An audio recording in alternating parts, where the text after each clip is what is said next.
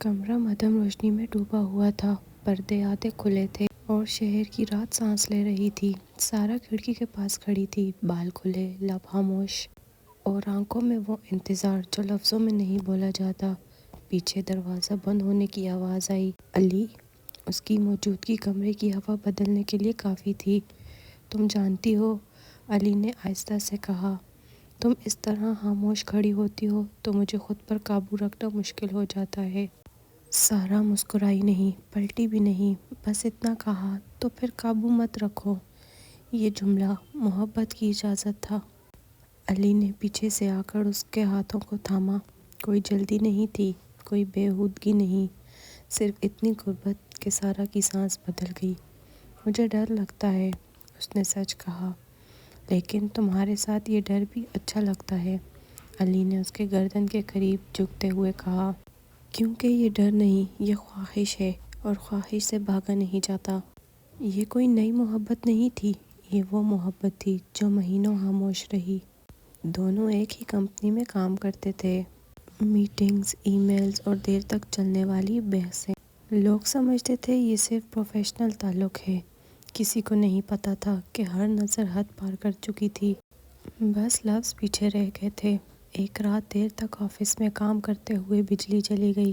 اندھیرا، خاموشی اور دو دل جو پہلے ہی شور میں تھے۔ سارا نے کہا تھا، اگر آج تم نے کچھ کہا نا تو میں کل تمہیں صرف باس سمجھوں گی، اور علی نے خاموشی توڑ دی تھی۔ علی نے سارا کو اپنی طرف موڑا، آنکھوں میں آنکھیں۔ یہ سب مذاق نہیں تھا، اس نے کہا، میں تمہیں چاہتا ہوں، اس حد تک جہاں پیچھے ہٹنا ممکن نہیں۔ سارا نے انگلیوں سے اس کی قمیص کا کنارہ پکڑا۔ تو پھر وعدہ کرو، وہ بولی، کہ تم مجھے صرف چاہو گے نہیں، سنبھالو گے بھی۔ علی نے جواب میں اس کے ماتھے پر بوسہ دیا۔ یہ لمس جسم کا نہیں، ذمہ داری کا تھا۔ وہ رات خاموش نہیں تھی، لیکن شور بھی نہیں تھا۔ ہر قربت سوچی سمجھی نہیں، ہر سانس ایک دوسرے کے نام۔ یہ وہ بولڈ لمحے تھے جہاں کوئی چیز بیان نہیں کی جا سکتی، صرف محسوس کی جاتی ہے۔ سارا نے پہلی بار کسی کے سامنے خود کو مکمل محسوس کیا۔ صبح کی روشنی میں سب کچھ واضح کر دیتی ہے۔ سارا نے علی کی طرف دیکھ کر کہا، ہم نے جو کیا اس کے بعد ہم عام نہیں رہ سکتے۔ علی نے سنجیدگی سے کہا، میں عام بننے کے لیے تمہارے قریب نہیں آیا تھا، لیکن حقیقت یہ تھی کہ ان کے راستے آسان نہیں تھے۔